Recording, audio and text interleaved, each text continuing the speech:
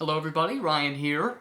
Trying something a little bit new. I haven't done much with YouTube in the past, but thought it might be a chance to check that all out, especially with so many of you stuck at home and stuck away from the racetrack here over about the last year or so at this point.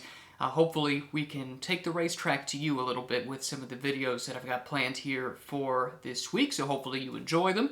It is, of course, the Roar Before the 24, the Rolex 24 coming up next week. I'm here in Daytona working for Sports Car 365 this weekend, so that's where you can find some of my written work, and we'll have a podcast as well coming out next week. But I thought in the interim maybe we have a chance to interact with you folks a little bit and tell you what's been going on here at the racetrack, although obviously I'm not at the racetrack right now. Things are a little bit different here in 2021 than they were this time last year, and one of the things that is different is the little rooms they have in the media center to record some of these things are closed off for one reason or another. So instead, we're going to have to make do here back at the hotel. I imagine you'll get used to seeing this wall, at least hopefully, over the next few days as we keep posting some of these videos. So bear with me. Might have some noise from the hallway as well to deal with, but we'll do our best to make it through. And it was a good first day at the track today. It was fun to be back. Good weather, all things considered. It looked like there might be some rain for Session 2 of the Roar today for the WeatherTech Championship, but it didn't show up, which was a nice relief. I think all the teams really wanted to get some nice clean running in, especially teams that are running their cars for the first time, or some drivers that are getting up to speed. And so while we will talk a little bit about times, frankly, lap times today really aren't all that important, and I think we're more interested in seeing teams get their clean running in. And by and large, that's what we had. 2 sessions, no major incidents that I'm aware of. We saw some of the stars make their first run here at Daytona, at least in quite a while, in the form of Jimmy Johnson, who of course has done this race before, but not in truly modern prototype machinery. The DPs he was in before were much more similar to a NASCAR stock car than what he's driving here today, although they both have Daytona prototype in the name. There's not a whole lot of similarities there. We saw Chase Elliott get out on track, and I didn't have a chance to see what kind of times he put in Session 2. He did get out in both sessions.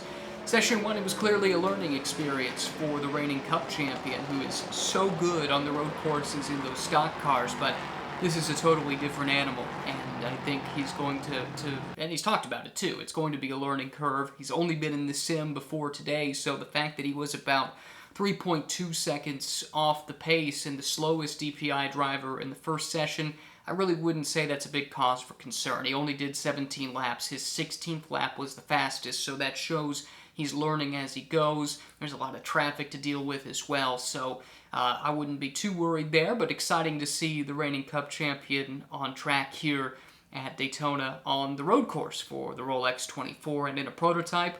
We saw Austin Dillon turn some laps in the LMP2 car in the second session. I don't believe he got out in the first, so NASCAR certainly well represented, as is IndyCar and a bunch of Formula One refugees as well, so plenty of big names out on track, and that's one of the reasons we love this event. So many big names from all around the world of motorsports all coming together to race together, and I think that's one of the appeals for sure of the Rolex 24 each and every year. Of note, we did have a couple of cars not run in Session 1, and it looks like no real cause for concern for any of them. I know that the number 4 Corvette did not get out because they had a brake system issue in the first session. They did get to the track, though, in the second session, and actually Alexander Sims was the fastest in GTLM in that car, so they clearly got to the bottom of that. The Grasser Lamborghini did not run. There was a bit of a delay getting through tech, it sounds like, but they got that rectified, and they were out in Session 2, 7th fastest time in class for them. And a couple of LMP2 teams that either had a brief run in Session 1 or not at all. Both of them got their problems resolved. I'm not sure exactly what happened with the Dragon Speed Orica, the number 82. Only did a couple of laps in the first session, but they were out and running in Session 2, and we did not see the Racing Team Nederland car in Session 1. They apparently had a shipping delay, so they were still unpacking things and were scrambling to get the car on track for Session 2, which they did, and they were fastest in LMP2 with ex-Formula One driver Gato van der Garde driving that car. So great comeback for them to get that car on track and then to go fastest in their first running ever here at Daytona as a team. We had a lot of other activity on track as well. Michelin Pilot Challenge, a couple of sessions. IMSA Prototype Challenge on track as well, which is fantastic. They'll have a race coming up tomorrow, actually, I believe, on the schedule. But plenty of news outside of the racetrack as well. You probably saw this report, the NBC Sports Network set to go away by the end of this year. It had been rumored for quite some time, but the Sports Business Journal making it more or less official, and some official documents that NBC had shared with some of its stakeholders have been made public as well. So it looks like this is in fact going to happen, and there's obviously going to be major implications for motorsports here in this country. As I mentioned, we might hear some noises from the hallway, but that's all right. The fact is that NBC has become the home of motorsports, from motocross to IndyCar and IMSA, and NASCAR, of course, as well. And with NBCSN going away, there are a lot of questions about where some of these entities end up. How do they end up? Do they stay on normal television or cable television, or is it all going to go behind a paywall from some streaming service? We really don't know yet, and more on that, I'm sure, in the days to come as more information trickles out, but certainly a major development there. We did have a bunch of questions that came in, thanks to everyone who interacted on Twitter, to @RyanMarine. The first one came in from @ThirdWheel Racing. A couple of questions, actually, from @ThirdWheel Racing. He wants to know first about Nick Tandy and his switch to Corvette, and what does he think of his new ride so far. I intended to reach out to Corvette Racing to get some thoughts from Nick about that, but he, of course, didn't get out in Session 1. That car did not run, and I thought maybe it'd be better to give that a little bit of time to wait and see. So I'll try and check in with them for more information there. But the second question I do have an answer to. This is about Earl Bamber and Lawrence Vanthor, and how they like competing against each other once again, and in a class larger than GTLM after being teammates for so long, and how they rate their chances for a championship. And while I have not spoken to Earl, we did have a chance to talk to Lawrence as part of a Zoom conference call that IMSA put on for us today.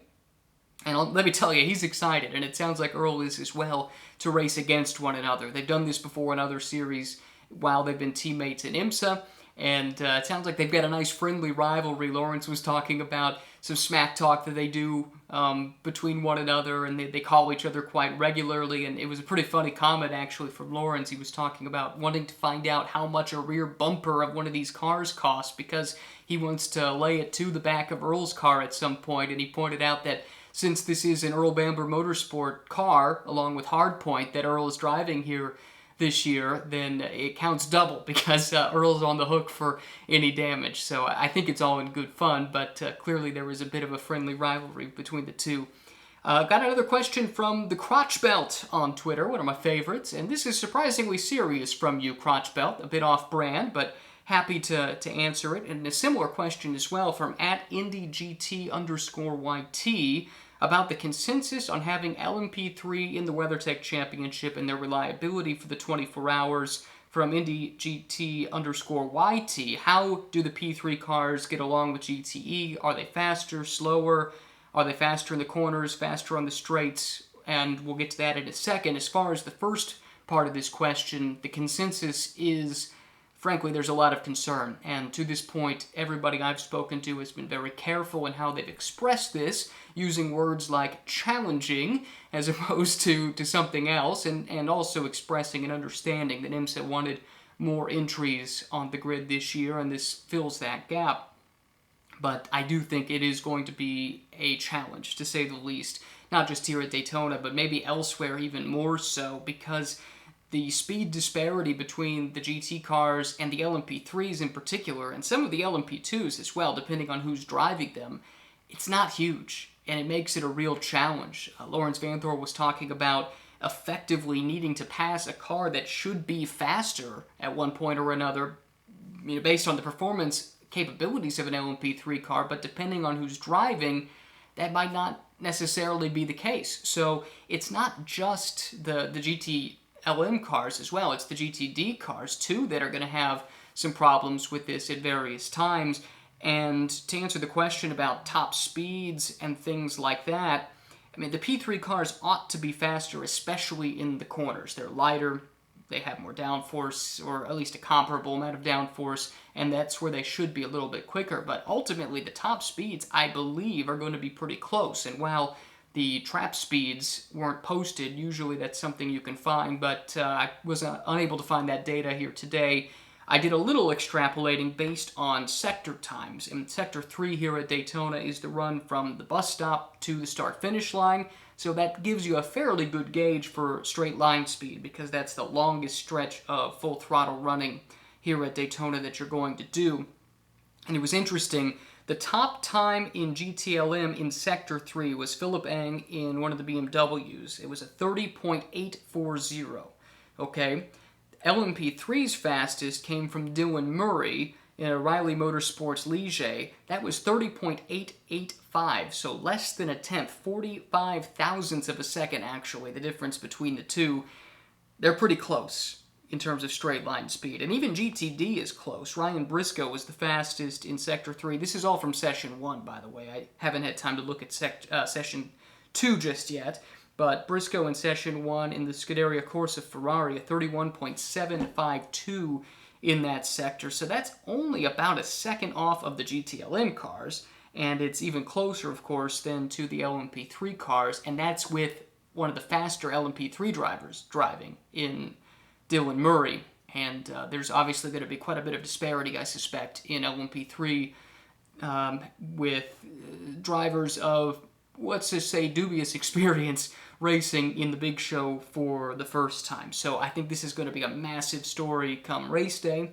I think it's going to be a massive story all year long, and right now everyone seems willing to be politically correct about it and couch their answers to questions about it in terms speaking to uncertainty and, well, we'll see what happens. But I think everyone knows that this is going to be difficult when the races begin. Another question from IndyGT_YT. Which GT3s are sleeper picks for the race? Now, this is too early to be making these kinds of predictions, but here we go anyway. As far as sleepers go, I think a couple of Aston Martin teams are two to keep an eye on. One is the Heart of Racing team that did most of the season in IMSA last year. Great driver lineup here with Ian James and Roman DeAngelis, who Ian is super experienced and knows how to get it done. Roman is really fast, but pretty young, but he nevertheless actually has done some of these races now and is starting to get there, I think, with some experience despite his age, and is very quick to boot. And then you throw in a couple of factory aces from Aston with Darren Turner and Ross Gunn, and I think they're going to be really, really strong. The other Aston team is TF Sport, and maybe they don't count as a sleeper, but I'm not sure how familiar U.S. fans are with this team and what they've done in Europe and in the WEC with GTE cars as well as GT3, which of course is what they're running here.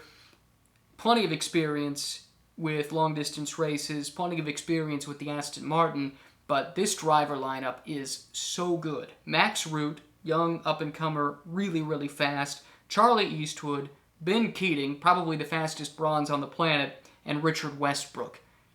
Hard to find a weak link there. Finally, I think the Allegra Motorsports Porsche has a tremendous driver lineup, and if the BOP is good, this is a team that's won their class at Daytona in the past.